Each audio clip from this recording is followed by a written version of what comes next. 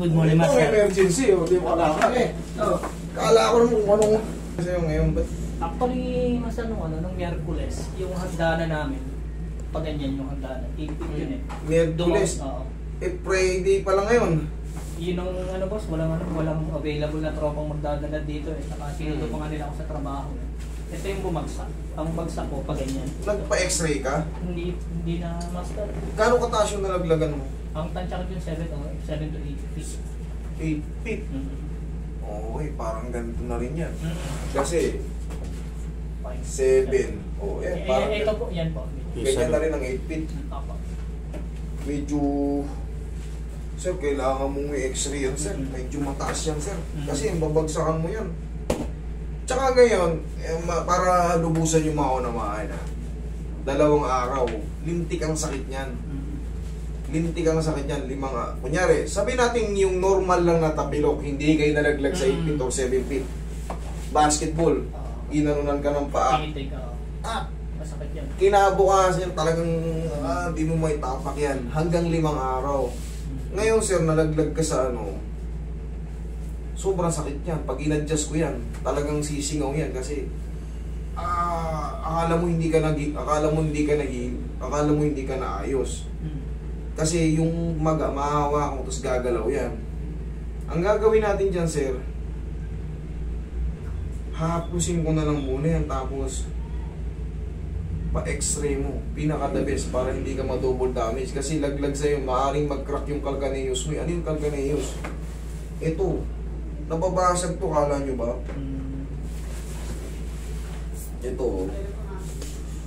Pag yan nalaglag kayo, naitadjak nyo na nagkakaroon ng mga fracture yan dyan.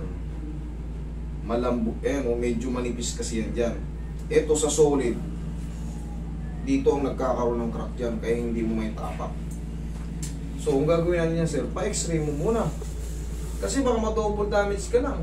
Taga saan ka ba? Sa Manggahan ko po. Malapit lang naman eh. Balik ka agad dito pag isend mo yung tapos baka hindi mo kayanin ito, 2 days pa lang.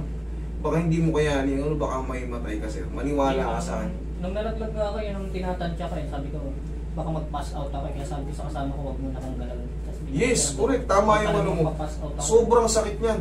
Sobrang sakit yan. Ang gagawin mo dyan, wala akong munang ibang gagawin dyan, kundi hapusin mo lang ng pawian, i-elevate mo lang palagi ng mga 5 araw. Titiis mo lang muna yan. Kasi pag pinakailaman mo yan na wala tayong x-ray, baka imbis na matulungan kita, lalo tuluyan ka ng malumpo. Baka kaya naman natin ng pahihupahin mo lang, 2 days pa lang, pahupahin mo lang muna 5 araw pa. Tapos, pag lumabas yung x-ray, pumunta ka kagad dito. Okay? Yun ang pinaka-the best kong... Pinaka-the best way dyan sa ganyan. Yung mga na ganyan na disgrasya, laglag. Tapos, yun nga, siyempre, baka mamaya mahina yung pain toleration mo, maaari kang mahimatay dyan. Kasi yung adjust dito, hindi ko gaganunin yan. Oo. Ano yan? Oo. Okay? Sir, wala ka namang babayaran sa akin eh. Kumaga, pahupain muna natin. Tapos pa-x-ray mo. Pinaka-the best, ha? Para... So possible, hindi mo na ako magtatrabaho bukas at saka sa linggo. Paano ka makakapagtrabaho? Hindi mo itatapak yan, sir. Hindi mo may tatapak yan. Tinesting ko mga kanina, sir, nalagyan ng ng sapin. Hindi pa rin yan. Hindi pa rin yan. Alam mo bakit? Kasi yung joint dito gagalaw. Yung joint dito, yung joint dito, pag dininan yan, makukompress. Hindi mo kakayanin. Tapos, siyempre, yung body weight mo, makakatulong yun, ha? Maipit yung mga ito itim na itim dito.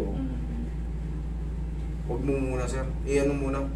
Gabayan mo lang muna si sir na huwag mo muna itapak na itapak, baka lumaki kung sakaling mang may crack. Pero sana walang crack. Pahinga mo lang muna, sir. Pag matutulog ka, i-elevate mo lang. Lagyan mo ng unan yung paa mo. Ha?